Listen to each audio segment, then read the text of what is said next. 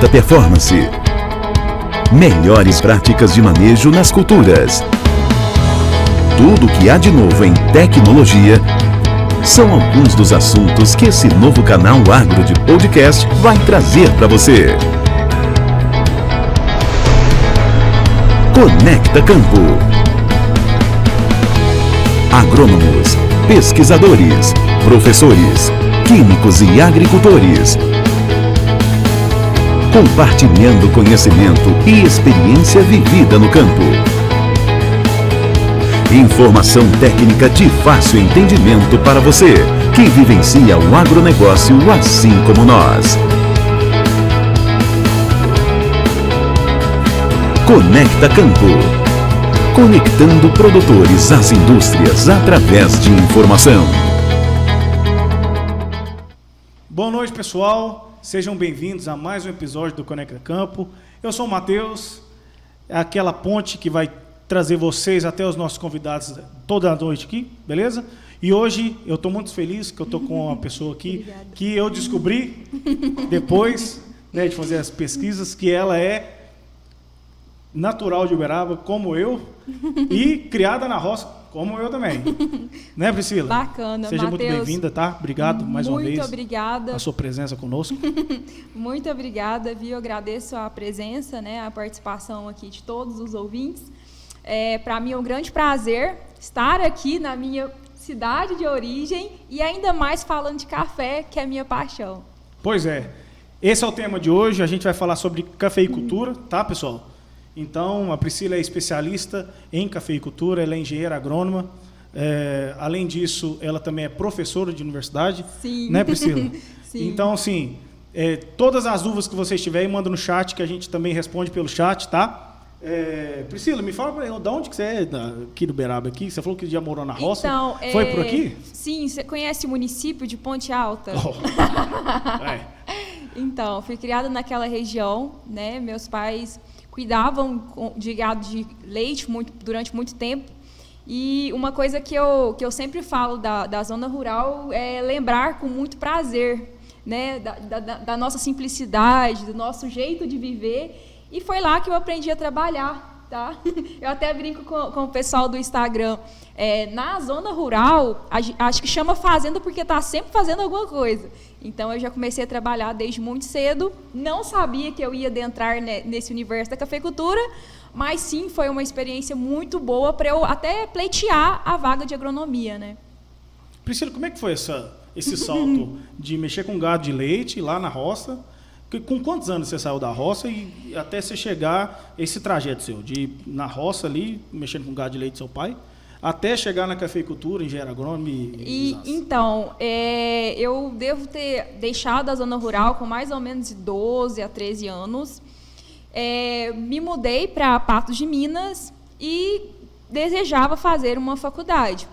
Mas a gente sempre se identifica com as pessoas que têm mais a ver com o nosso jeito, né, o nosso jeito de viver. Então, eu sempre me identifiquei muito com o pessoal do agro. E escolhi que iria fazer agronomia. Naquela época, né, eu poderia ter escolhido na minha cidade ou na cidade vizinha, né, a Universidade Federal de Viçosa, no campus de Rio Paranaíba. Não sei se você já conhece aquela região. E escolhi que eu iria fazer agronomia. Passei no vestibular, fiz a faculdade, mais ou menos ali no meados do curso, eu comecei a trabalhar com pastagens e irrigação, trabalhei muitos anos com o professor Luiz César, e terminei a minha graduação e já fui direto para o mestrado, ainda assim trabalhando com pastagem. Quando eu terminei o mestrado, eu fui trabalhar em uma escola técnica, e lá eu fiquei sabendo que um dos conteúdos que eu deveria lecionar era café. Então, assim, a Priscila era a moça da pastagem. Trabalhar com café sempre foi um grande desafio para mim. Acho que eu posso dizer que o maior desafio da minha vida. Primeiro, por ser muito jovem, recém-formada, e trabalhando com uma cultura que é representatividade na minha região. E acho que de tanto ser desafiada, eu disse para mim mesma, né? Todas as pessoas têm duas opções, ou elas vão desistir, ou elas vão abraçar aquele desafio. E eu pensei, poxa, se Deus está me dando esse grande desafio, por que isso não pode ser uma grande oportunidade?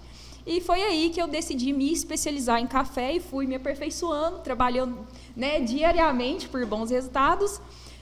Quando eu estava mais ou menos 3 anos trabalhando com café, eu percebi que eu estava começando a ficar apaixonado. Na verdade, foi até um incentivo dos meus alunos, porque eu já trabalhava com café, já falava muito de café, e os meninos falaram assim: professor, você já reparou que quando você fala de café, seus olhos brilham? Você já reparou o tanto que você é feliz falando e fazendo a cafeicultura? Em 2019, nós tivemos a oportunidade de fazer um café especial. E eu senti aquilo que todos os produtores de café sentem, aquela paixão, aquele brilho no olhar por resultados. Sabe o que é uma pessoa chegar em você e falar: tomei o seu café? É uma sensação indescritível, e ainda mais que as pessoas gostaram do meu café. Então, aquilo se tornou um legado para mim. Muitas pessoas falavam: Priscila, esse café é muito bom, você tem que trabalhar com isso. E eu decidi em 2020 que eu queria trabalhar com café. Então, eu posso dizer que ser professora é uma coisa que me traz motivação, é uma coisa que eu faço por amor, com muito prazer, mas eu sabia que eu precisava fazer além do que eu estava fazendo na docência. Então, em 2020, decidi que eu iria empreender na cafeicultura. Porém, com todos os desafios, nova, recém-formada, decidi que eu ia adentrar nas redes sociais. Então, a minha estratégia foi: eu vou abrir meu Instagram com 380 seguidores e vou divulgar meu trabalho. E, por incrível que pareça, 2020 foi o ano da pandemia. 2020, né? E meados de 2021. Então, o pessoal estava muito conectado nas redes sociais. E eu tive a oportunidade de capacitar pessoas de todo o Brasil, porque foi uma experiência única, né? E eu ministrava diversos cursos gratuitos no meu Instagram, e eu só pedia para a pessoa. O único requisito para participar de um curso meu era me repostar. Na verdade, ela só repostava o meu curso, vinha, né, no direct para mim, que uma pessoa te repostou, e eu, né, diretamente já mandava o link para essa pessoa. E aí fui crescendo nas redes sociais, não imaginava que isso ia ter um alcance e a proporção que a gente tem hoje, mas eu sabia que, para começar, esse era o meu caminho, né? Diversas pessoas têm um caminho, e eu escolhi o ramo das redes sociais. Priscila, os cursos que você iniciou lá atrás, você ainda dá eles ainda? Ah, tá. Você já mudou? Você já faz outro tipo de... Na verdade, esses cursos que eu ministrei, eu posso falar que em 2020, 2021 foi um ano intenso de cursos, e tudo que tinha diferente na escola, eu abordava o tema cafeicultura. Então, eu lançava isso como forma de me especializar e me aperfeiçoar. Só que, quando foi meados de 2020, 2021, eu comecei a trabalhar tanto, uma carga horária tão grande. Para você ter noção, ano passado eu trabalhava os 3 turnos, e eu parei de dar curso. Fui trabalhar, fui para o campo, ou fui interagir aí, tanto na escola, então, quanto seus cursos não era gravado, então? São todos pela plataforma Meet, inclusive. Tá? A gente abriu o Meet e dava os cursos. E agora, nesse momento, eu tenho até muita procura por cursos online, mas é uma coisa que eu pretendo lançar com mais calma, com mais pontualidade. É interessante. Eu imaginei que você estava fazendo plataforma de infoproduto, né? Tipo HubSpot, essas coisas da vida aí, e a pessoa entrava, acessava, mas você dava aula ao vivo, então? Eu dava aula ao vivo. No final das contas, o meu início, essas com coisas. certeza.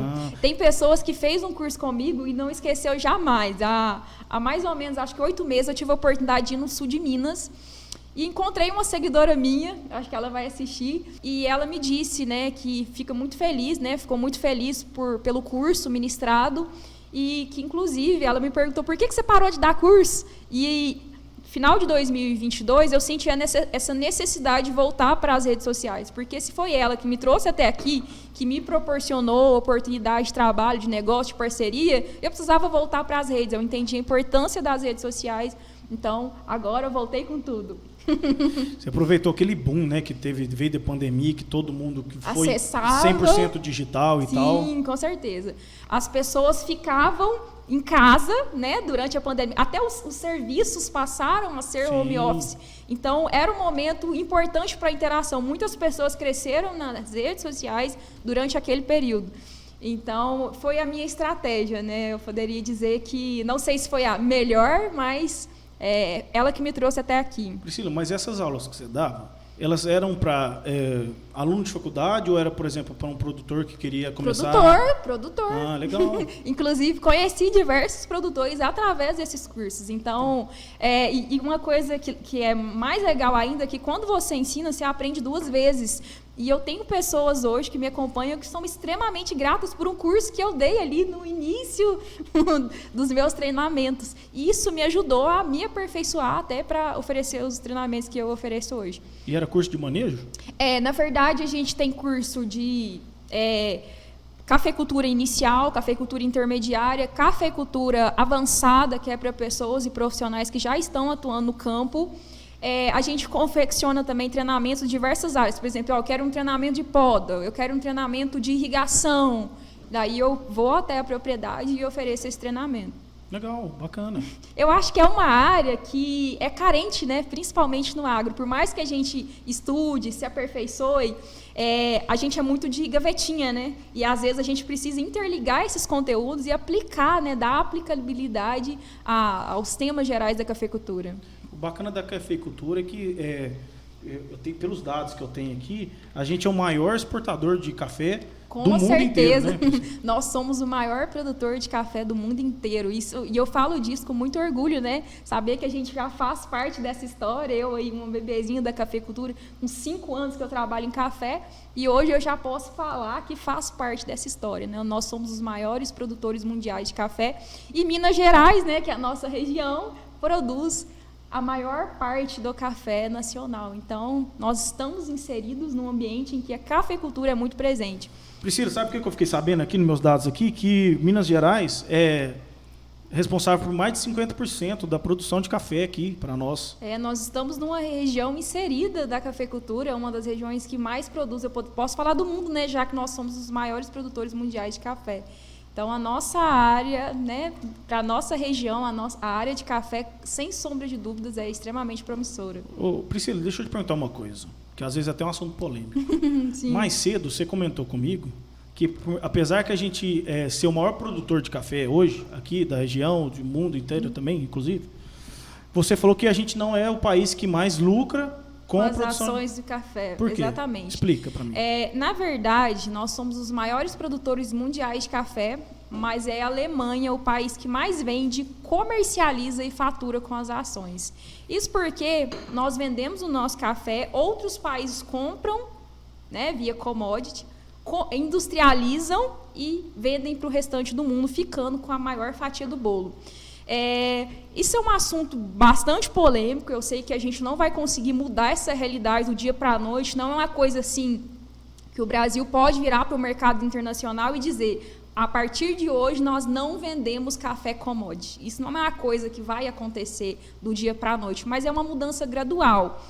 Acredito eu que o Brasil precisa sim investir na industrialização. Quando a gente fala o termo Brasil celeiro do mundo, esse é um termo muito bonito, né, pregado aí por grandes pessoas do nosso agronegócio brasileiro, mas nós somos celeiro do mundo, mas nós não somos, em tese, o país, né, que mais lucraria com essas ações.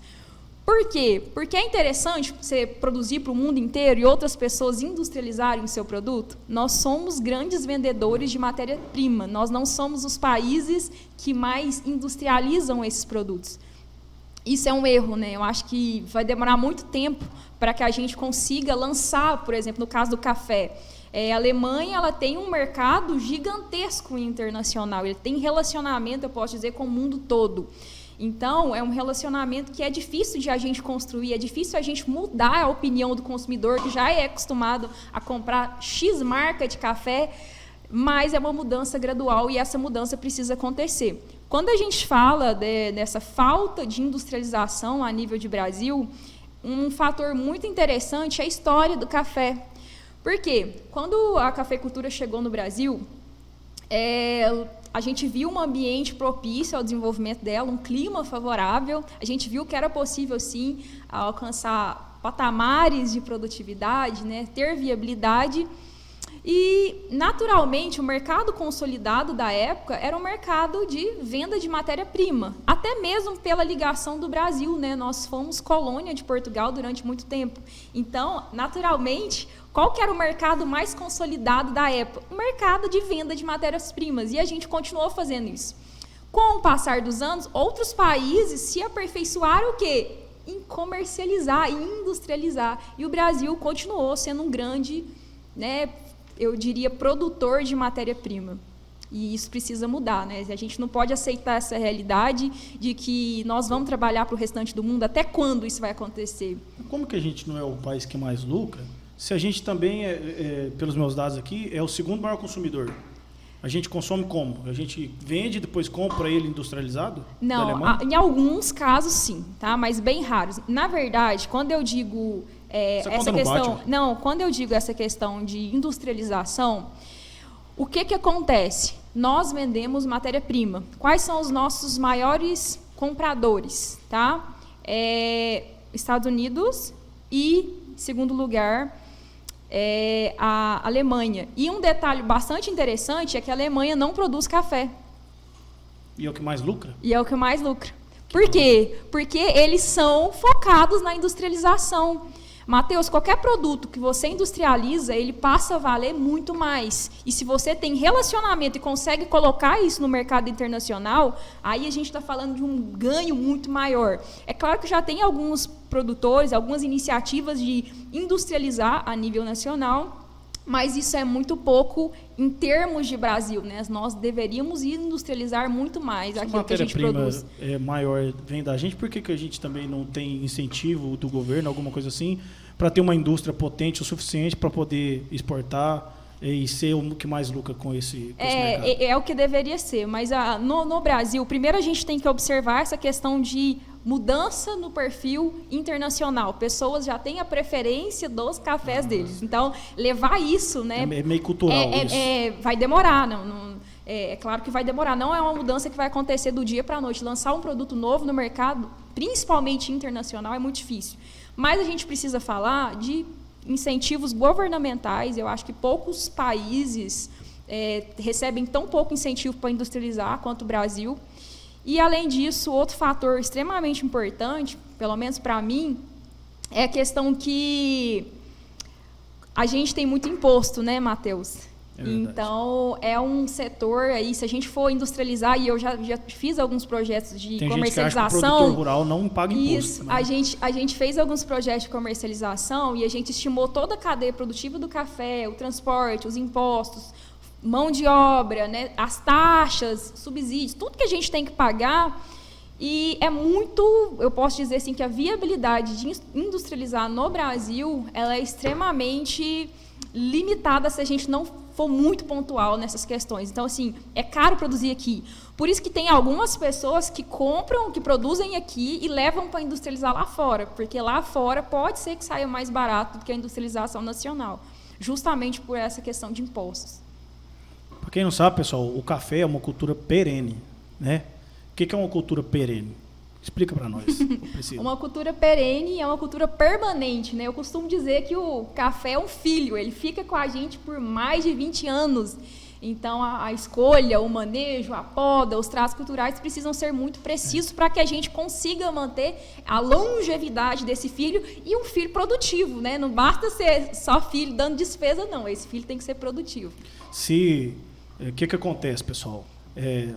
Se der uma geada, por exemplo, num cafezal, arrebenta com o produtor rural.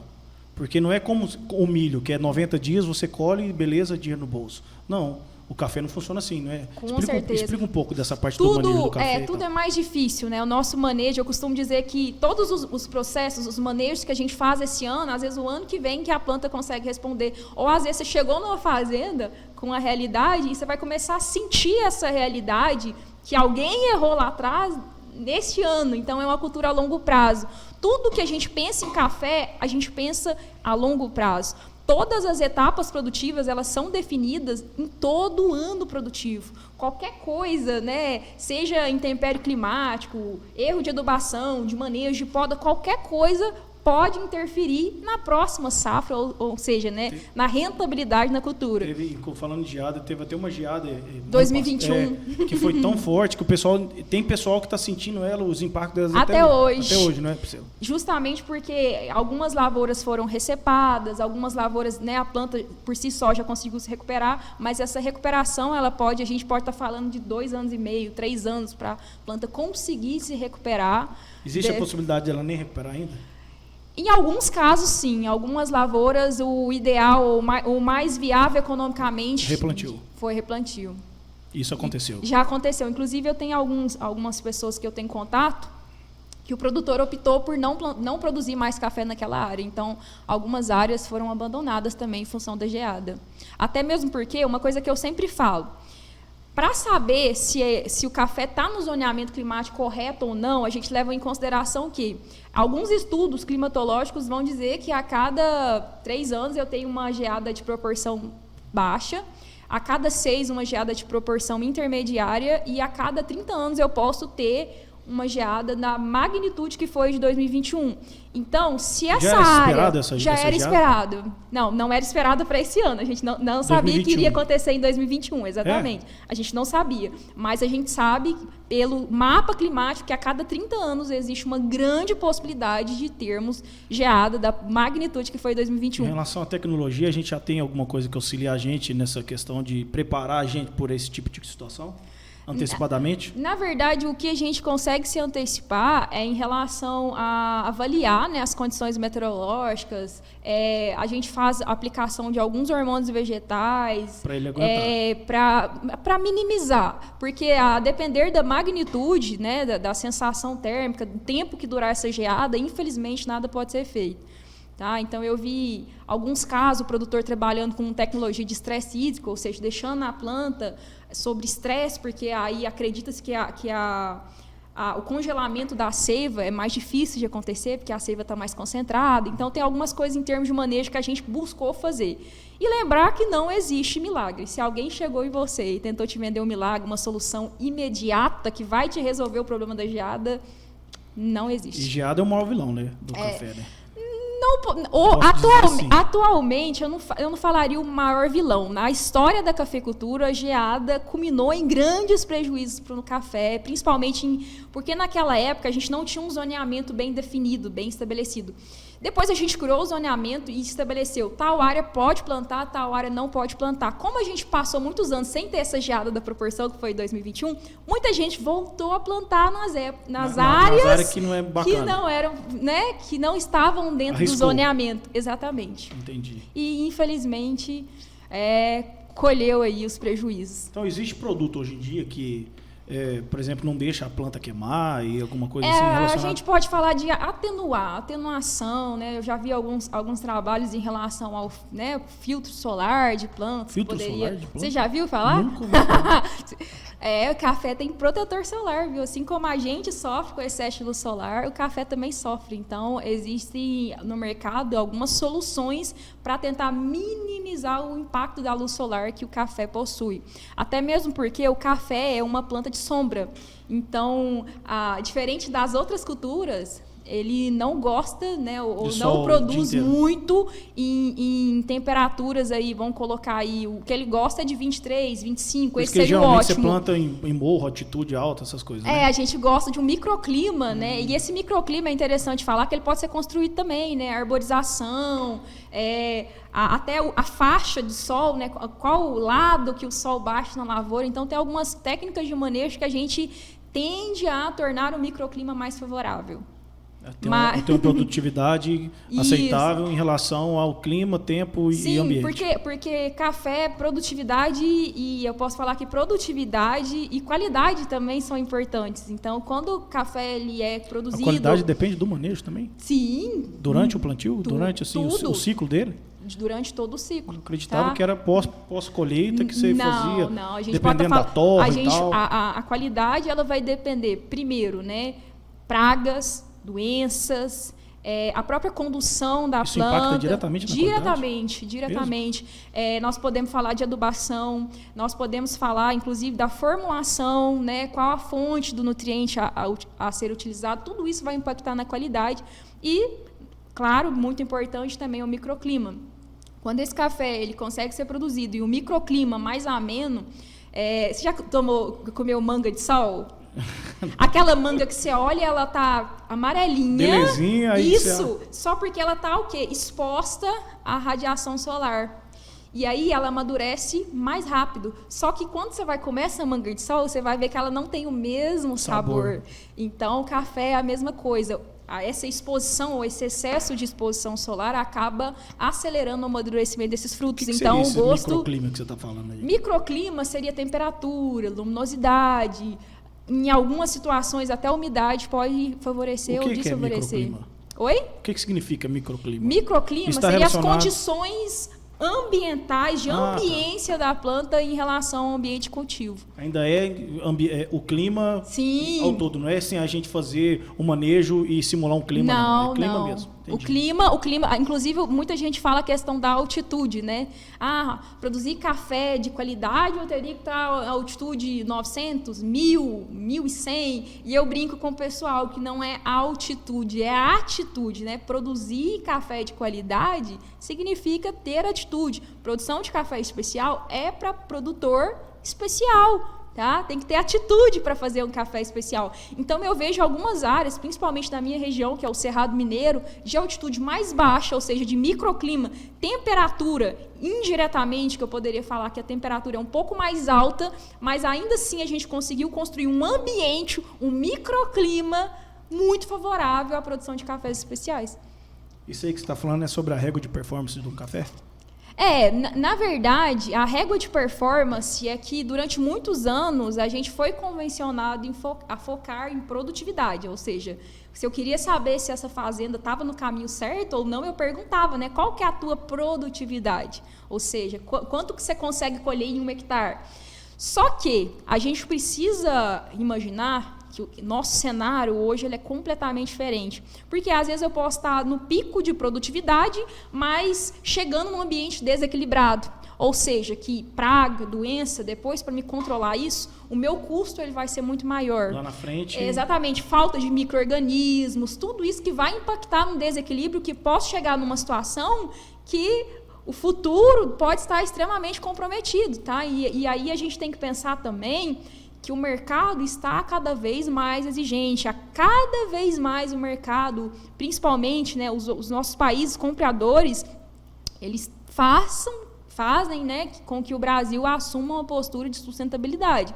Então, isso também vai ser muito importante para nós. Ô Priscila, uma fazenda assim, que você falou que no começo a régua aí de performance era a produtividade. Sim. Mas antes você falou sobre café, qualidade do café. Isso não está diretamente relacionado, né? Não significa que às vezes aquela fazenda não produz tanto, mas o café dela tem mais qualidade do que aquela fazenda que produz mais. Tem. Então, a questão de rentabilidade, às vezes eles conseguem equivalecer ali, no caso. Na verdade, eu sempre falo que a produtividade ela é a base. É a produtividade que paga a conta. Então, a gente precisa ter um limiar de produtividade favorável para ter, né, lucratividade, eu diria, ou no mínimo rentabilidade na cafeicultura. Não adianta eu focar só em qualidade. Eu acho que uma coisa que eu sempre falo, muitos produtores imaginam que é uma divisão, ou seja, ou o produtor escolhe produzir muito ou ele escolhe produzir café de qualidade. Na verdade, não tem isso. Não existe. A construção, até no momento da colheita, entre produzir muito, produzir um café de qualidade é a mesma. O manejo é o mesmo, o sistema é o mesmo. Agora, quando a gente fala de pós-colheita, que é extremamente determinante da produção de café especial, aí sim, para a produção de café especial, o produtor precisa cuidar, tá? Até o momento da colheita, a planta fez a parte dela, então se você garantir um manejo eficiente, com certeza você já está colhendo qualidade. Agora, momento da colheita é o momento de quê? De preservar essa qualidade, preservar esse sensorial da planta. Tudo que a gente sente... Da colheita até lá na indústria, para a gente ver se a gente vai conseguir um café de qualidade, um café de 60 mil reais. Um exemplo. Um exemplo que eu te dou. Eu gosto muito de chupar o frutinho lá na lavoura. Lá ele é doce, tá? E aí, todos os meus processos... Falou isso para mim, eu não acreditei. Falou assim, Matheus, você precisa chupar... O café é doce lá. Inclusive, eu tirei uma foto no cafezal. A produção não deve ter aí quando eu mandei para vocês, né? Café, foto de produção. Tem que experimentar, Matheus. Nem para pegar um pedaço de toco lá e dar uma chegada ali pra ver se era bom mesmo?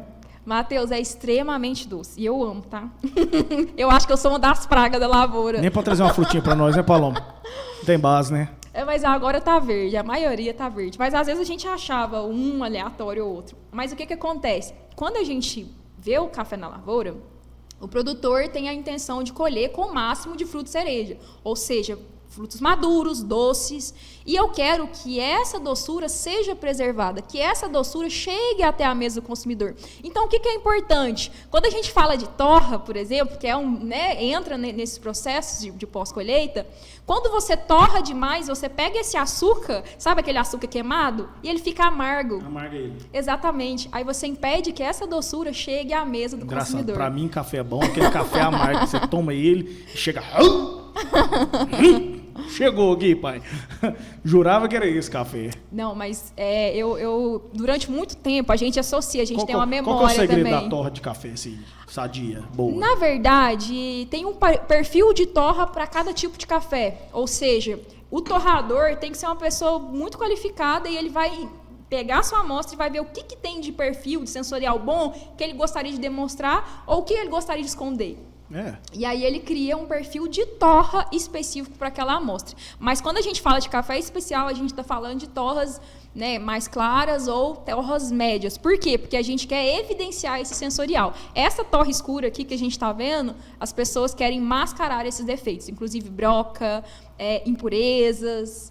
Então, se você fizer o curso de classificação e degustação e aprender a sentir o sensorial indesejado, naturalmente você vai perceber que esse talvez não seja o melhor café. Mas uma coisa que eu sempre falo, quando a gente fala de consumo, o gosto e preferência de cada indivíduo precisa ser respeitado. Mas como eu trabalho com produção de café especial, então eu te incentivo a aprender a degustar um café de qualidade. Vou dar uma de entendedor de café. Que sensorial que você sentiu? Fumaça, pode falar. Fumaça. Só um minutinho que eu vou. Fumaça, madeira, carvão, churrasco. Foi colhido nas montanhas do norte. Ai, certeza. Montanhas do norte, no sul de Minas Gerais. Esse é bom, hein? Gostinho de carvão sadio, é isso aqui.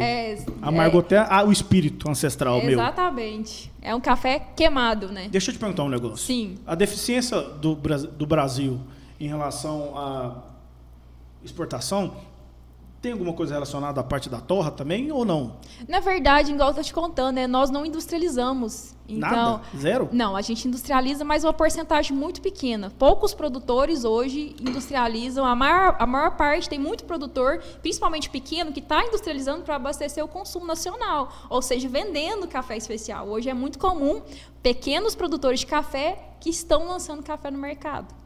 Mas eu gostaria que essa realidade ela fosse muito maior, né? Eu gostaria que a gente pudesse ser o maior vendedor de café. Eu gostaria que o café nosso ele conseguisse sair daqui com o nosso selo, né? Sair daqui com o nosso nome, né? Com o nosso nome, que chegasse lá, seja né? Eu te falei da Alemanha, nos Estados Unidos, com o nosso nome. Esse é o sonho de todo produtor, né? Ver o seu café com seu nome no mercado internacional. No caso, no exterior, eles conseguem fazer um café mais gourmet e que vende num valor mais alto? Não, tem algum segredo? Existem nichos de café. Na verdade, foram mercados que se aperfeiçoaram ao longo dos anos, que consegue industrializar, eu poderia dizer... Tem brasileiro que às vezes compra o café alemão, porque o café, em tese, é melhor. Na verdade, existe um mito, ele foi plantado aqui, né? O Brasil é o maior produtor de café e também é o país que produz o café de maior qualidade, tá? Pra você ter noção, o café mais pontuado da história, ele é brasileiro e de Minas Gerais. O que demonstra que nós somos, sim, o país que produz os melhores cafés. Porém, quando você chega em opinião popular, ou seja, o ramo de café especial ainda é muito novo no Brasil. É muito novo, não sendo novo, mas, assim, agora eu posso dizer assim, que hoje, só para você ter uma noção, hoje 15% da nossa produção é destinada a café especial, somente. Então, ao longo dos anos, eu posso dizer que a gente ainda tem um caminho muito longo para percorrer quando se fala em café especial. Mas o mais interessante é que eu comparei essa pesquisa há 2 anos atrás, que eu fui dar uma palestra, e há 2 anos atrás nós podíamos falar em termos de 7% de café especial sendo produzido. E aí, se em 2 anos a gente conseguiu dobrar a nossa produção, eu acredito que, sem sombra de dúvidas, né, a produção e o consumo de café especial vai crescer muito, não só no país, como em todo o mundo. Os consumidores eles estão cada vez mais apurados, né? Eles querem entender a história do café, como aquele café foi produzido, as coisas novas, né? A questão da internet, que deu uma direcionada nas pessoas, e a informação ela chega muito mais rápido. Então, hoje o mercado está mudando, e eu espero que todo mundo consuma café especial, consuma café de qualidade, até mesmo para favorecer o nosso consumo, né? E, em tese, eu poderia estar falando que o café especial ele também é mais saudável, você não está comprando impurezas. Então, assim, se você colocar na ponta do lápis...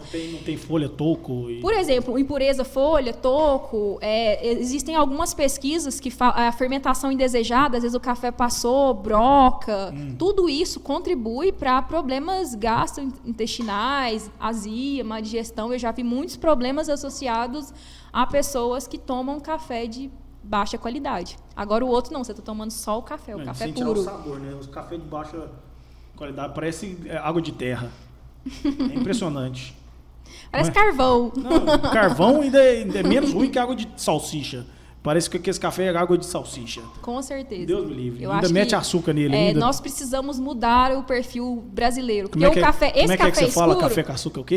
café com açúcar é chá. É chá, é verdade. Na verdade, esse café mais escuro foi a forma de introduzir o café no mercado e até mesmo no mercado nacional. A gente aprendeu a tomar café assim, então... Né? Não vamos menosprezar, também foi importante para o consumo, é importante até nos dias atuais, porque nem todo mundo vai tomar um café de qualidade. Lembra que eu falei com você? Hoje o meu principal objetivo é o quê? Tomem café. Mete café pro peito. Se puder ser de qualidade, ótimo, mas se não tiver, manda café. Não pode ficar sem café. Então, assim, se as pessoas têm essa preferência, a gente respeita, mas a gente ensina e a gente tem a missão de mostrar para as pessoas a diferença de ter uma produção de qualidade. Lucimeire, você que está aí me vendo, tá? Que você fala que eu tomo muito café. Priscila acabou de mandar eu tomar mais café do que eu já tomo. Mas café de qualidade. O café que você faz tem muita qualidade. A Lucimeire é a nossa responsável aqui da geral aqui da Fertiminas, que a gente está na Fertiminas, pessoal. O estúdio nosso é dentro da Fertiminas, inclusive. Mandar um abraço para a galera da Fertiminas aí, nosso parceiro principal, apoiador aqui do Conecta Campo. E a Lucimeire, a Lu, ela faz café para nós aqui e toda vez eu tenho que chegar meio escondido ali, sabe? Só de manhã eu bebo 2 garrafas de café. Ah, não, é bom. É bom. Não, café sem sombra de Fico dúvidas. mais acelerado que o Batman. Hoje chega pro lá, assim, mas é bom, pode continuar consumindo, vai te fazer muito bem. Vai dar batedeira, não? Tem umas pessoas na internet que falam que eu consumo café, né, ele vicia. Mas, gente, eu por experiência própria, café faz muito bem pra gente, pra mente, porque o dia que eu não energia. tomo me dá uma dor de cabeça lascada. Agora, se você... Um ódio mortal na vida do coração. Agora, se você mudar o seu consumo, o seu paladar, você vai conseguindo apurar e você vai conseguindo entender essas diferenças que eu falei com vocês. Priscila, um cafezal, vamos tentar falar um pouco de números para a galera que está assistindo a gente, entender um pouco lá do produtor. Vamos bolar aqui um X aqui. Vamos supor que o cara tem... O que é uma fazenda média de hectares aí de café? 500 hectares? É muito? É muito. 100 hectares? Sim, pode colocar. Ele tem 100 hectares de café. Como é que funcionaria para ele ter lucratividade?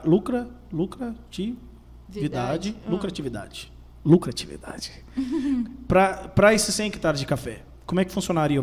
É relacionado a manejo, a preço? Como é que está o preço do café hoje? Hoje eu tenho 100 hectares de café. Na verdade, a gente pode estar falando de vários passos, né? Vários pontos. Isso, vários pontos importantes. Eu sempre considero que a produtividade é muito importante, então a gente precisa ter patamares de produtividade. O que é uma fazenda 100 hectares? O que é produtividade boa para 100 hectares? Uma produtividade boa, a gente poderia estar falando em termos de 40, 45 sacas de média. Isso, média. É um número bom. Sim, é um número bom, mas Quanto que está a saca hoje? Hoje, ela é 60 quilos? Hoje ela deve estar em torno de 1.100, depende muito da cooperativa, mas hoje ela deve estar em torno de 1.100. Só que assim, não é só produtividade, né? É produtividade e rentabilidade. Como que a gente consegue isso? A gente pode estar falando produção de café especial, porque a produtividade paga as contas, mas é na produção de café especial que ele pode aumentar a rentabilidade da fazenda. Ou seja, nós estávamos falando de um café que foi leiloado a R$62 mil a saca. Ou seja, olha, vamos observar a lucratividade que o produtor não pode ter em cima da produção de café especial. Então, assim, produzir café de qualidade é agregar valor dentro da propriedade. Principalmente para o pequeno produtor, essa é a saída. O grande, ele ainda tem outras possibilidades, às vezes ele mesmo consegue fazer a comercialização lá fora, tem profissionais especializados para intermediar a compra e a venda. Agora, o pequeno produtor, a saída dele é agregar valor. Ele tem que produzir e tem que produzir com qualidade. E, além disso, não é só produzir com qualidade, é saber o momento certo de venda, de compra. O que eu observo, Matheus? O mercado ajuda muito nessa questão. Hoje é muito comum que os produtores vendam café na baixa e quando o café sobe, eles seguram. Ficam com aquela expectativa de que o café vai aumentar. Um caso que eu vou citar para você é o caso de 2022. Tá? 2022, um ano após geada, o café chegou em 2021 a R$1.500 a saca. Muitos produtores seguraram o café esperando aumentar mais. Porque existia uma expectativa e especulação no mercado que o café ia chegar a R$2.000 a saca. Então, muita gente deixou de vender. Aí o café chegou a 1.300, 1.200 e o produtor, não, vou esperar um pouco mais. Ele vai subir. O café baixou para quase 1.000. Não, agora subiu um pouco mais, mas ainda nós poderíamos ter vendido café de 1.400, 1.300... Mas deixa eu te perguntar um negócio. Sim. Porque eu entendo um pouquinho mais de milho, soja, essas coisas que é ciclo. Nessa rolê aí, o café já está colhido? Já está colhido. Já está colhido. Uhum. E também tem a venda futura, quanto né? Quanto tempo que ele pode ficar assim... Geralmente, depois que colheu, geralmente o pessoal deixa até um ano de uma safra para outra. Sem qualidade, normal, tranquilo. Sim, a gente consegue preservar. Claro que tem que estar, né, bem, como se diz, o teor de umidade, né, num local apropriado, mas o comum é a gente preservar de uma safra para outra. Mas o principal problema é o quê? Poucos produtores investem nessa questão de conhecimento de mercado, conhecimento de venda internacional. Por quê? O mercado ele oferece oportunidades para que o produtor consiga lucrar. É lei da oferta e demanda, Matheus. Quando chega o momento da safra, o preço cai. Um monte de gente está vendendo café. Então, o mercado, ao longo do ano, ele oferece algumas possibilidades do produtor tentar travar um pouco mais caro ou tentar vender, né, uma parte na entre-safra. E muitas vezes o produtor não aproveita dessas possibilidades, desses momentos, e acaba vendendo no momento mais barato, ou seja, no momento que ele teria menor lucratividade. Tá? Isso é comum. E às vezes a gente julga o mercado, mas, poxa, e quando ele estava 1.300, 1.200, quantos produtores aproveitaram essa oportunidade? Então, cabe a nós, né, também implementar outras alternativas de venda, ou seja, vamos precisar estudar agora de venda. Outro fator extremamente importante é a questão da sustentabilidade. Quem produz café especial hoje vende para um consumidor diferenciado e um consumidor exigente. E esse consumidor exigente está cobrando cada vez mais essa postura de ser sustentável das lavouras nacionais. E o que seria uma lavoura sustentável de café? É uma lavoura que preserva, é uma lavoura que... E eu sempre falo, sustentabilidade é fazer além do que a legislação obriga. Porque se eu faço, né, um simples cumprimento de uma lei, eu não estou sendo sustentável. Eu faço a minha obrigação. Fazer a obrigação não é ser sustentável. Ser sustentável é fazer além, é preservar, poupar, assim, se a gente puder reduzir o uso de defensivo, trabalhar com controle biológico, microclima, microfauna. É possível que as espécies consigam conviver em harmonia, inclusive trazendo vários benefícios para a cafeicultura. Então, isso tudo é importante, porque o mercado internacional que compra café de qualidade, ele quer saber a história que aquele café foi produzido. Ele não está comprando só o café bebida, ele compra a história, né? Ele compra como que esse café chegou até a mesa dele, quais são as pessoas envolvidas nesse processo. Ele quer entender sobre legislação trabalhista, né, se essa fazenda cumpriu a legislação trabalhista, se ela é sustentável e se, sobretudo, né, se ele vai conseguir comprar esse café novamente com essa mesma qualidade, ou seja, se a fazenda consegue preservar essa qualidade ao longo do ciclo. Então, isso também é muito importante. E quando a gente fala de produtor de café de qualidade, né, se a gente fosse fazer aqui um perfil de produtor ideal, outro fator extremamente importante é a questão da divulgação, tá? A divulgação é extremamente importante, porque café todo mundo vende, mas vender café especial é diferente. Adiantaria, por exemplo, eu preservar, eu ser sustentável, eu produzir com qualidade e eu não mostrar para as pessoas que aquilo vale a pena de ser pago? Adiantaria? Não, de nada adiantaria. Então, hoje o mercado, principalmente, não só de produtores de café, como todos, fazendas, faltam muito a questão do marketing. A gente não tem esse costume, essa prática de divulgar, né? O produtor fica associado em produzir. Quem seria o cliente do produtor rural aí, no caso? O cliente final também seria... Como a gente vende, na maioria, para pessoas que vão industrializar, elas que compram a maior parte do nosso café, essas pessoas que vão industrializar, elas vendem para um nicho específico, elas sabem para quais pessoas elas vão vender e ela vai chegar com essa exigência. Para esse nicho, eu quero esse e esse café. Inclusive, existem algumas certificadoras de café que alguns produtos que estão banidos já na Europa não podemos usar aqui.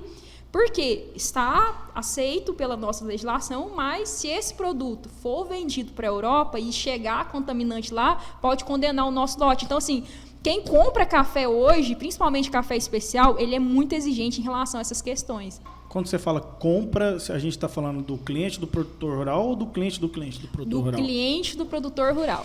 Como é que eu provo para o cliente do produtor rural que o café é de qualidade?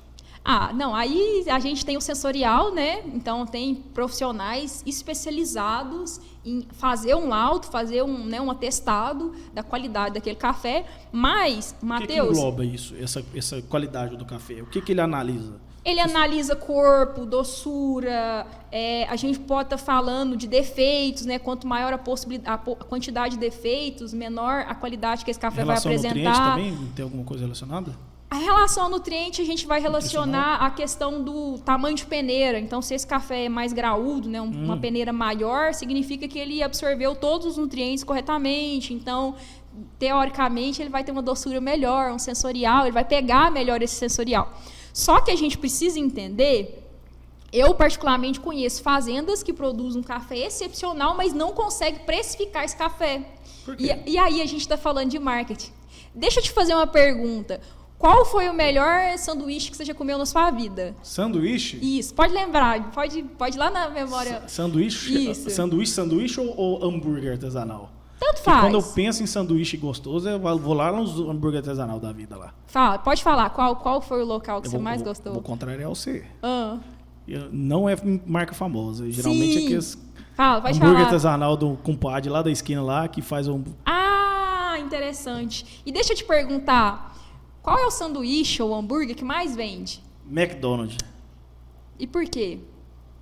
Marketing. Porque ele é o mais conhecido. Mas é horroroso.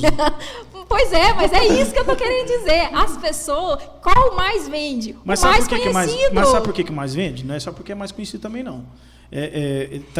Tá incluso aí velocidade de entrega e preço. Um hambúrguer artesanal hoje em dia é R$40.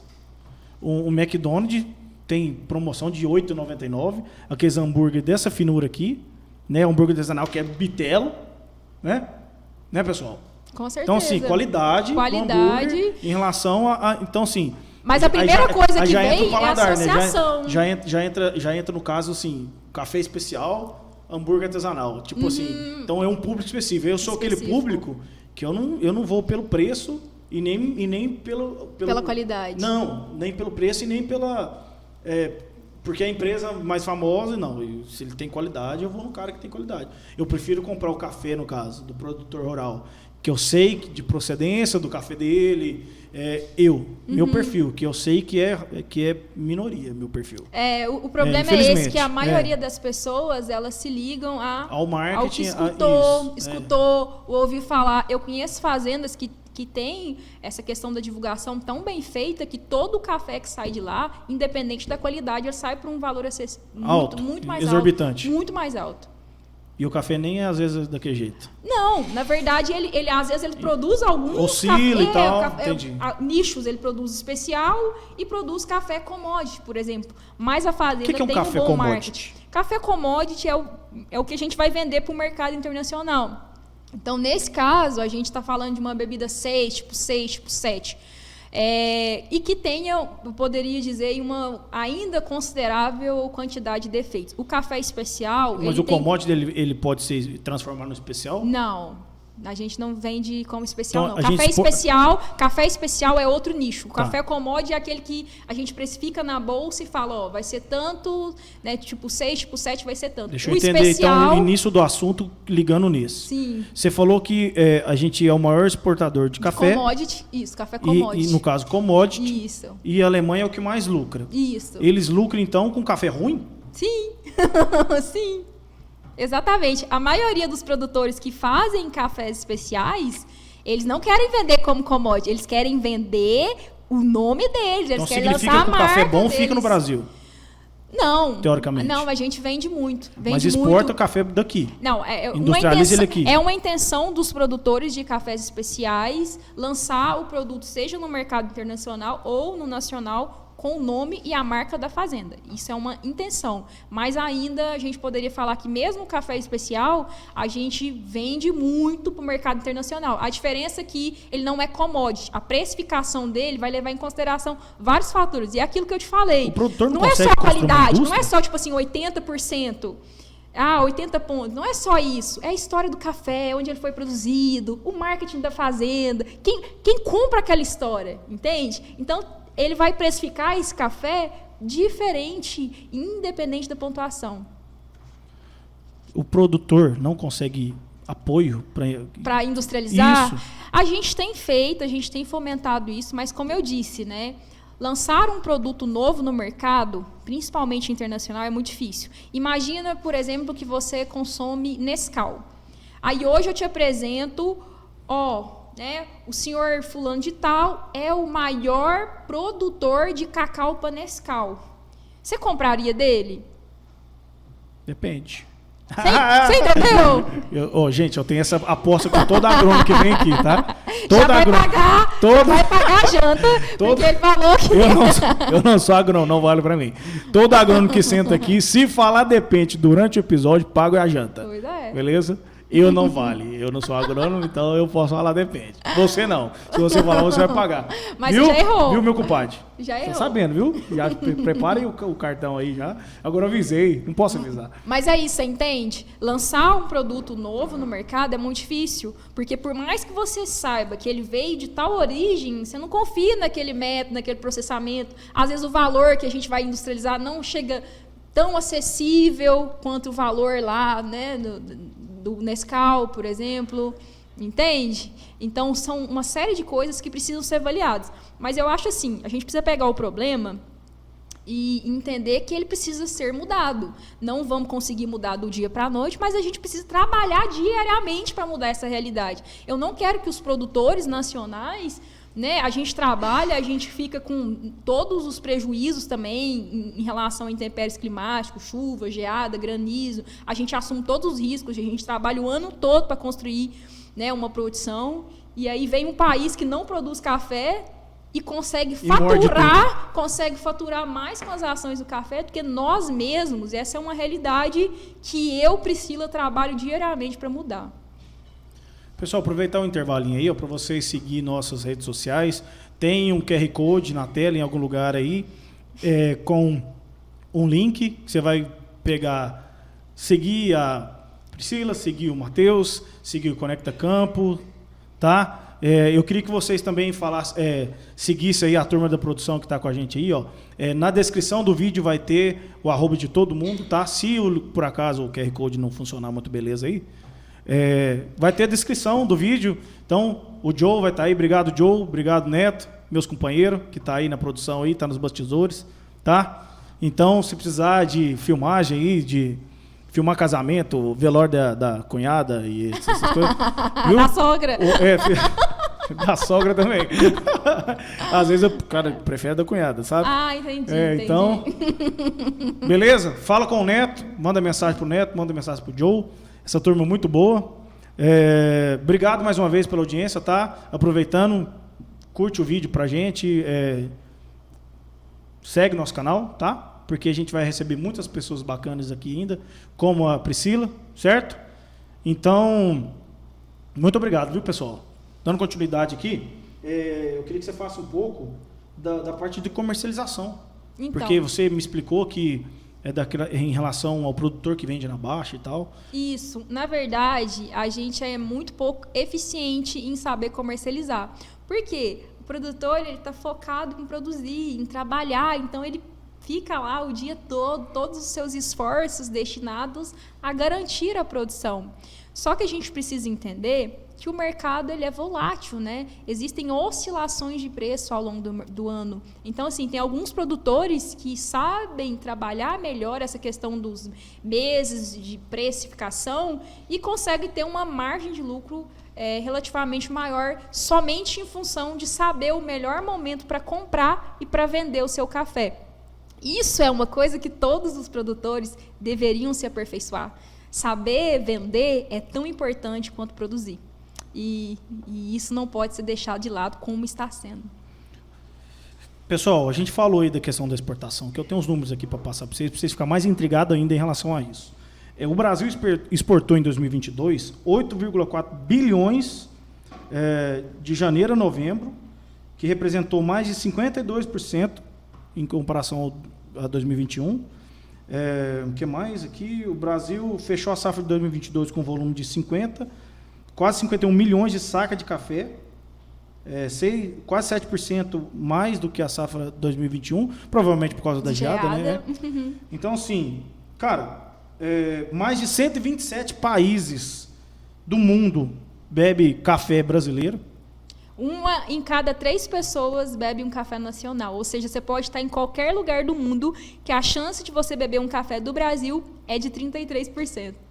Dependendo do país, eu ousaria dizer que é 100%. E outro dado aqui interessantíssimo. O café, isso aqui é muito interessante, esse dado aqui. Está no ranking dos produtos mais comercializados do mundo, perdendo apenas para o petróleo. Exatamente. O café é o segundo produto mais comercializado. Tem base. E é a segunda bebida mais consumida no mundo, tá? O café só perde para a água. Vamos valorizar. Só perde o combustível do homem, só perde o combustível do carro. Exatamente.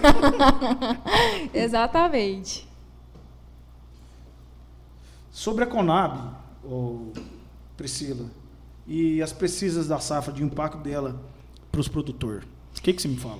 Então, primeiramente, eu gostaria de deixar claro que não é nossa intenção denegrir a imagem da instituição, né? Uma instituição muito antiga, consolidada, mas há alguns anos eu venho acompanhando algumas expectativas de safra que raramente vão se consolidar, mas que muitas vezes geram pânico, né, nos produtores. E, por incrível que pareça, grande parte dessas pesquisas, vamos colocar quase todas, sempre coloca acima, nunca coloca... Então, se a gente estivesse falando de um erro matemático, né, por que na maioria das vezes ela está sempre superestimada? E aí, às vezes, a Conab lança uma pesquisa e depois ela volta atrás em relação, eu estimei 50 milhões de sacas, mas nós já vamos chegando próximo à colheita e já estamos vendo que vamos reduzir em 10%, 15%. A minha ponderação é qual é o impacto dessa primeira pesquisa lançada, né, na comercialização e na vida desses produtores. Porque a gente precisa imaginar que... Lei da oferta e demanda. Se a gente acha que vai produzir mais do que o mercado vai absorver, naturalmente cria-se essa expectativa de baixa do preço. Então, assim, a minha grande ponderação em relação à Conab é sobre a precisão desses resultados, tá? Porque isso tem um impacto muito grande na vida de centenas de produtores rurais. Então, assim, é uma instituição que deveria trabalhar em favor do produtor rural e estou aqui para cobrar que assim o faça. Tá? Acho que é um tema polêmico que poucas pessoas têm coragem para falar, mas me coloco aqui, né, como porta-voz dos milhares de produtores que estão insatisfeitos com essa situação. Né, questão de estoque, questão de número superestimado de safra, que a gente sabe que não vai produzir. A gente que está no campo, que conhece, que está dia a dia nas fazendas, a gente sabe que os resultados não batem com o que a gente espera produzir. E aí a gente se pergunta se seria um erro matemático ou se alguém teria uma estratégia em cima disso, sabe? O meu norte aqui é em relação à precisão desses resultados. Né? Quem cobra? Quem fiscaliza? Gostaria de saber da Conab quantas fazendas foram avaliadas, quantos produtores foram ouvidos para chegar nesse resultado. Acho que isso responderia. Essa é a pergunta que os produtores me fazem todos os dias. Onde que eles tiraram esses resultados? Nenhum produtor recebeu visita de algum... Eu soube de alguns, mas eu prefiro não contar o que eles relataram para mim. Sobre essa visita. Entendi. Complicado. Então, eu acho que é um tema polêmico, mas que precisa ser falado. A gente precisa cobrar, principalmente agora em relação a essa nova mudança governamental. Eu soube de algumas possíveis intervenções na Conab, algumas mudanças que tiveram, e assim, será que isso seria uma estratégia de maquiar algum resultado da nossa produção, ou, né, uma alternativa de não aumentar os preços dos produtos agrícolas? Eu não sei, eu acho que isso precisaria de alguém da Conab que estiver assistindo esse vídeo que traga esse posicionamento para os produtores. A gente só está cobrando isso, a gente quer entender, né, como foram feitos esses resultados, quantas pessoas foram ouvidas e passar para os produtores, né? Se essa é a realidade e se essa realidade for consolidada, tudo bem. Certo. Mas se não consolidar, eles têm que pagar o preço dessa pesquisa. Essa é a minha opinião. Tá aí uma coisa que eu não sabia. Não é tudo culpa da Conab, não é isso, mas a gente precisa ter precisão nesses resultados. Faz sentido. Né? O produtor rural, ele está na ponta da flecha lá, querendo ou não. Muitos vão dizer que ele não está na ponta da flecha, mas sem o produtor de café não existe café. O produtor então, o que mais sofre, é o que mais trabalha, é o que assume todos os riscos, e eu já te provei que é o que ganha menos. É o que menos ganha. Sabe? Então, assim, é muito ruim quando eu escuto pessoas triste, falando, né, mal do agro, falando mal dos produtores rurais e principalmente, né, dos produtores de café, porque eu sei a realidade. Eu conheço todos os anos que o café estava muito baixo e mesmo assim eles continuaram produzindo porque tem propósito, porque tem paixão, entendeu? Tem história, então, eu acho que no mínimo a gente merece respeito. A gente merece credibilidade, né? Nós estamos falando da cultura, né? Consideração, a maior, como se diz, uma das maiores culturas nacionais. O café faz parte da história do nosso país. Ele consolidou várias cidades, né? Centros foram construídos a partir de renda da cafeicultura. Né, todo mundo tem uma ligação, uma história, se pegar lá nas gerações anteriores, com o café, sabe? Então, assim, é uma cultura muito importante para o nosso país e ela precisa ser valorizada. Vários números, né, você deu para nós hoje, em relacionado ao café do Brasil. É o maior produtor de café, enfim... consumidor de café, a bebida que mais consome aí, segunda bebida que mais consome, e mesmo assim você está percebendo aqui, você que está vendo a gente, que o produtor de café não tem a consideração que ele merece, né?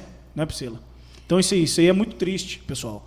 Então tanto a Conab quanto o governo, quanto as instituições aí que a gente está falando de incentivo à industrialização, a gente está falando de números. Então assim, às vezes o cara pensa lá na ponta, lá no norte, né, da situação, que acredita que o produtor rural está rachando de ganhar dinheiro às vezes. Não, ele não precisa de mim, não precisa de mim, não.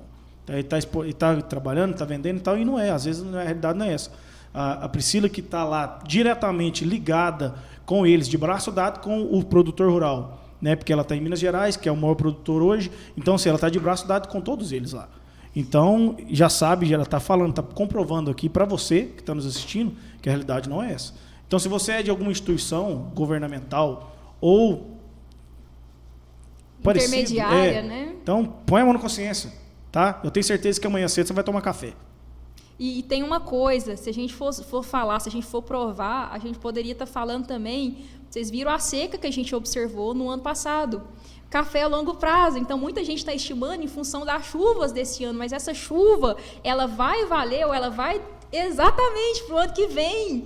Então, as nossas safras, elas foram extremamente prejudicadas pelas secas. Teve fazenda que ficou 7 meses sem chuva. Aí, quando caiu a primeira chuva, veio uma pouca chuva, as plantas começaram a florescer e abortaram. Então, nós já temos uma justificativa mais que plausível para entender que a produtividade, esse ano, vai ser, sim, comprometida, e aí grande parte dela.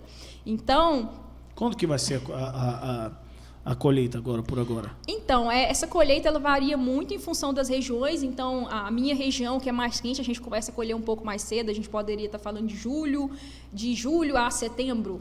A colheita, isso. A colheita em algumas regiões do Brasil vai começar mais agosto. Depende muito da região, depende muito do cultivar, depende muito do objetivo. Certo. Tem produtor que quer produzir só café especial, por exemplo, aí ele escolhe colher mais tarde. Outro já começa a colher com uma porcentagem de verde maior, até mesmo por questões operacionais. Às vezes a área é muito grande, precisa começar a colher, então vão ter que colher mais cedo, porque senão vai passar. Então isso é uma estratégia específica de cada fazenda. Depende de cada produtor. E assim, uma coisa que eu queria... Exatamente. Uma coisa que eu queria deixar muito claro também é em relação à opinião popular em relação à cafeicultura. Muitas pessoas têm uma associação de que a cafeicultura explora, que a cafeicultura polui, degrada. Nós somos, hoje, uma das culturas que mais investem em sustentabilidade no mundo. Nós conquistamos o primeiro selo de cafeicultura regenerativa do mundo também, tá? Porque... entramos no mercado de café especial, consumidor de café especial, se preocupa com sustentabilidade. Então, a gente não fez isso só porque a gente é bonzinha, porque a gente entendeu que a sustentabilidade, primeiro, ela é importante para que a gente consiga altos patamares produtivos, e depois ela é importante por quê? Porque o mercado quer, o mercado está pagando isso. Então, a gente está avançando muito em relação a esse sentido. O mercado está mais consciente hoje, né? Com certeza. Então, assim, a gente avançou muito. E me preocupa ainda essa opinião popular a respeito da cafeicultura. Além disso, nós temos a legislação trabalhista mais exigente do mundo. E isso não está sendo dito. Às vezes, né, só o negativo, essas partes positivas não estão sendo dito. E quando a gente fala do agro, uma coisa que eu sempre falo é que o óbvio precisa ser dito. A gente precisa... que adianta a gente produzir muito, ser sustentável, produzir com qualidade e não mostrar para o mundo isso? E é isso que a gente está fazendo, né? Porque quem não entende de café, quem não entende do agro, está lá se posicionando nas redes sociais. Quem está produzindo... Nunca pôs uma botina na vida. Quem está produzindo está trabalhando tanto que às vezes não tem tempo para postar e para divulgar, mas isso precisa ser feito. É necessário esse posicionamento nos dias de hoje. Profissionais, pessoas do agro, se posicionem, porque isso faz diferença no mercado internacional. Sim, tem gente que deixa de comprar café e outros produtos nacionais achando que nós somos o país aí, né, que se prega nas redes sociais, inclusive que alguns brasileiros falam... quarta-feira lá falando mal da gente lá e não vivencia na raça, não sente na infelizmente, isso influencia sobre as nossas relações internacionais e principalmente comercialização. E com certeza é um dos motivos que a gente está aqui hoje conversando, né? Com certeza. Priscila, para você se posicionar, para o Conecta Campus se posicionar, para você que está na nossa audiência aí se posicionar também, entender um pouco do que a gente está falando, para poder se posicionar, né? Eu, inclusive, cafeicultura, eu sou amante de beber café. Mas de cafeicultura eu não entendia. Então, assim, isso que a Priscila está me falando é um aprendizado para mim. Então, em relação a todos esses números, que inclusive eu fiz uma pesquisa para poder conversar com ela, foi coisas que eu falei assim, poxa, como? Por quê? Aí eu sento aqui, eu penso assim, nossa, que legal, a gente é o maior exportador de café, que legal, a gente é um dos que mais consome café, então que bacana, café e tal. E ela senta aqui na minha frente e joga um balde de água gelada, falando que a gente não é o que mais lucra com isso, que o produtor rural tem diversos desafios. Na verdade, assim... Isso me deixa muito chateado. Isso, na verdade, não é para desanimar, é para mostrar que eles têm dificuldades, eles têm desafios, eles têm limitações. Tem tanta coisa que o produtor tem que preocupar diariamente... E assim, é desafiador produzir e isso precisa ser valorizado. O bom trabalho que esses produtores têm feito precisa ser mostrado. E eu estou aqui para isso, né? Para dar voz aos milhares de produtores que me acompanham pelas redes. Pessoal que entra para o agro geralmente não entende cultura perene, pessoal. Cultura perene é complicado. Numa cultura, por exemplo, de milho e soja, dá 90 dias, não deu muito certo, beleza. Daqui 90 dias... Ainda colhe um pouquinho, né? Ainda salva. Agora, a cultura perene, não. Às vezes, o cara demora mais de um ano para recuperar o baque que ele tomou. Às vezes, do clima, qualquer coisa. 3 anos, em alguns casos, 5 anos, né? Para recuperar o caixa financeiro, os prejuízos. Então, assim, trabalhar com café a gente faz porque a gente ama. Falando em amar café, vamos tomar um. Vamos, claro. A Mari e a Paloma trouxe um cafezinho para nós aí. Hein? Colhido lá na Montanha do Norte. Ah, é? Torrado. Norte de Minas. Deixa eu dar uma olhadinha aqui. Montanha do Norte. Esse é da Montanha do Norte. Mateus, você sabia só um que a maior parte... Só um minutinho.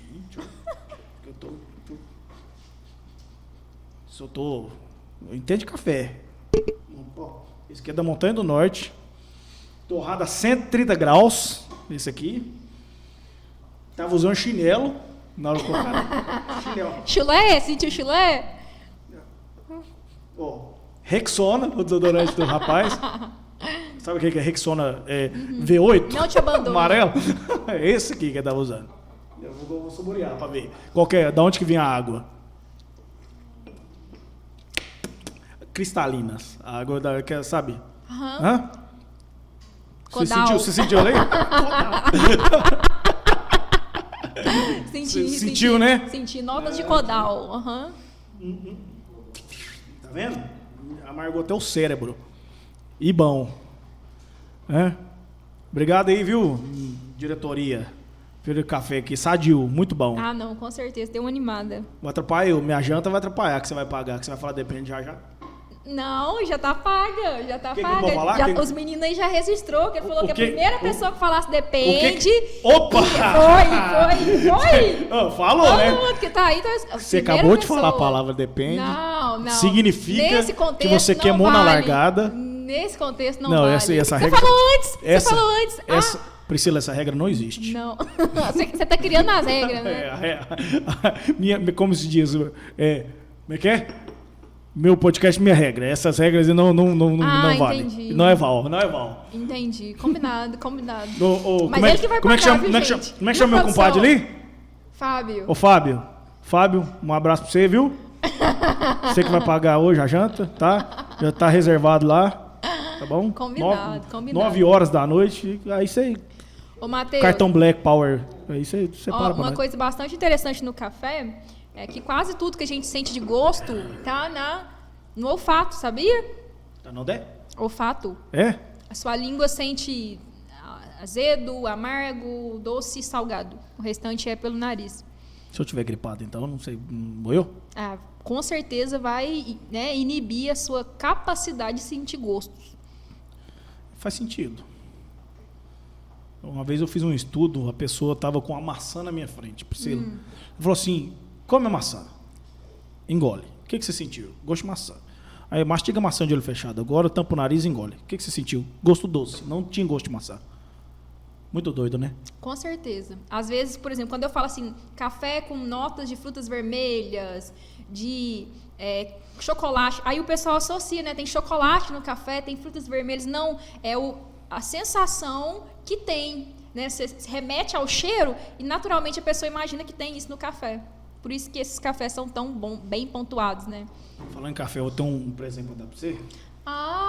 Que chique! Os meus compadres da Ferte Minas. Que chique, fizeram obrigada. Sei que você gosta de café e de chapéu.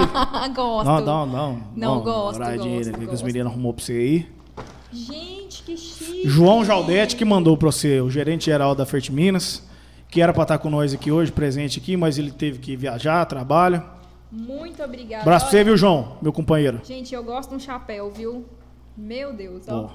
Aí ficou bom, hein? hein? Já estreiei. Olha pra você ver, tem um negócio diferenciado aí dentro aí, pra você ver aí também. Ai, meu Deus, o que será? Ó. O que será? Ó. Meu Deus. Acho que isso aí é o lado errado de abrir o negócio.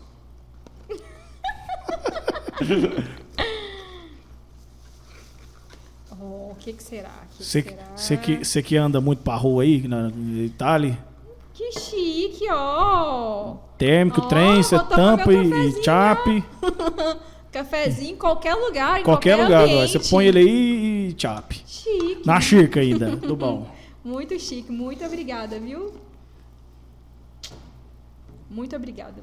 Gostei muito. Não, obrigado, R$10. R$10? Mas você vai pagar a janta, então vai dar tudo certo. Vai descontar? Vai descontar. Então tá bom. Tudo certo. Muito chique, viu, gente? Obrigado pelo chapéu e, mais uma vez, muito obrigada pela oportunidade, viu?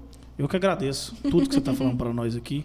Para nós encerrar, pessoal, eu queria que a Priscila faça um pouco em relação ao posicionamento do agro, em relação a tudo isso que a gente falou aqui. Eu acho que é necessário falar, mostrar ao mundo o excelente trabalho que vocês, produtores, têm executado no nosso país, né? Hoje nós somos uma cultura que emprega muitas pessoas também. A cafeicultura é uma das culturas que mais emprega, porque grande parte do serviço é manual. Tem muitos serviços que precisa de muita gente. Na época da colheita, são ônibus. Mesmo com máquina, a gente precisa de muitas pessoas trabalhando. Então, é uma das culturas que mais emprega hoje no estado de Minas Gerais, gera dinheiro. A gente poderia dizer que movimenta a economia nacional. O café é um grande responsável por manter a economia nacional também, assim como outros produtos agrícolas. Mas eu acho que falta posicionamento, né? Falta a gente fazer o certo, o que precisa ser feito, produzir muito. Tá? Não sou a favor da máxima produção, não. Produzir para ter um mínimo de viabilidade. Se a gente puder, se a gente conseguir, vamos produzir com qualidade. Vamos mostrar para as pessoas que nós somos sustentáveis, vamos ser sustentáveis, vamos ser marqueteiro. Produtor de café, principalmente café especial, precisa mostrar ao mundo e ao Brasil a qualidade daquilo que está produzindo. Agora de marqueteiro, e por último, não menos importante, né, vamos defender o nosso agronegócio. Acho que nunca foi tão importante ações como dessa que a gente está fazendo hoje, né? Valorizando o nosso agro e mostrando o que a gente tem de melhor. Você falou duas coisas que eu sou apaixonado: agronegócio e marketing. Que assim como você, também fui criado na roça, também sou filho de tirador de leite também. Se brincar, nós fomos no mesmo rumo ali. Eu sei como você falou que era Ponte Alta, eu sou da Serrinha, rapaz. Perto aqui do Beraba aqui. Até hoje bacana. A gente tem um sítiozinho lá, todo final de semana eu tô lá, graças a Deus. Amém. Hoje a gente não mete com leite mais, mas nós é mais ou menos da mesma criação. Aqui, ó. Tem o agro na veia, tá né? Aqui. Eu acho que precisa viver, precisa sentir, né? As pessoas, antes de falar mal, precisava estar aqui sentindo o que a gente sente. É meio clichê a gente falar isso antes de falar mal Itália, porque realmente, cara, se você pegar sua botina que você não tem, que você vai comprar, e pôr no pé e ir lá pra roça, lá, ficar um final de semana que você vai ver que isso que você fala não tem nexo, tá? De verdade. E existe um grande limiar que as pessoas pensam entre grande e pequeno. Aí, de repente, o grande, o preconceito é maior, né? Que ele hoje, moçada, o grande, se ele é grande, ele já entendeu essas questões. A maioria das fazendas grandes tem eu poderia dizer, uma alta sustentabilidade, ou está evoluindo e progredindo em relação a isso. A cafeicultura regenerativa, por exemplo, que é, né, uma novidade no nosso setor, não tão novo, mas hoje a gente já tem alcançado um destaque nacional muito grande em relação a essa postura. Ela é uma conduta que está crescendo muito, principalmente entre os grandes produtores. Então, o grande também, para ele ficar grande, ele também já foi pequeno, né? E ele cresceu, ele se desenvolveu. Então, todos são agronegócio, o grande e o pequeno. Porque agronegócio é o quê? Você produzir e vender. Tudo é agronegócio. Então, todos nós estamos no mesmo barco. Se acontecer alguma coisa, né, ruim, os dois vão sentir. Isso aí de o preconceito ser maior com um produtor grande preconceito medíocre. Né? Da pessoa que geralmente, sabe, não é preconceito mais, aí já é... É porque para as pessoas, elas associam que o grande ele é mais, né? Seria mais explorador, o impacto sobre o meio ambiente seria maior. Sim. E não, é a mesma coisa, tá? Se a gente juntar um grande e um monte de pequeno produtor, se a gente não conseguir conscientizar esse monte de pequeno, ele tem um impacto para o meio ambiente, assim como o grande. Então, nós precisamos conscientizar todos. Todos precisam fazer o bem feito, o dever de casa. E, como eu disse, sustentabilidade é fazer o além do que a legislação obriga. Cumprir uma obrigação legal não é ser sustentável. Pessoal, então a gente vai ficando por aqui. Agradeço mais uma vez a audiência de todos. Mais uma vez eu peço para vocês seguir o nosso canal aí, inscrever no nosso canal, seguir a Priscila no Instagram, para você continuar aprendendo um pouquinho mais sobre a cultura do café. Tá? Seguir o Conecta Campo no Instagram para você saber quem vai ser os próximos convidados aí, tá bom? Seguir o Joe, seguir o Neto, para você poder, quando você for casar, você contratar eles, tá? Para o evento de vocês, casar, tá? Aniversário de 15 anos da sua filha. Pode ser divórcio seu aniversário, também, né? Divórcio, você divorciou da mulher, tá bom? A sogra fez aniversário, aí, tá? Paga o aniversário dela também. Beleza? Com certeza. Os meninos tá aí, fazer transmissão, às vezes você vai fazer um evento, tá? Você vai fazer um evento, você vai fazer... Você é cantador de sertanejo, você vai fazer uma live, ainda existe isso ainda? Não existe, Neto? Aí você, entendeu? Contrata o Neto, contrata o Joe aí, que você vai ver que trem é bacana, sadio, viu? Os meninos é bom. Bom de mexer, barateiro, né? qualquer 10 mil aí paga, viu? Matheus, muito obrigada pessoal da equipe aí, parabéns pelo trabalho e gostaria de deixar uma frase aí pra gente encerrar, ok? Faça o que você gosta, tenha bons amigos e nunca, em hipótese alguma, aceite um café ruim. Tchauzinho. Tchau, pessoal, obrigado, até a próxima.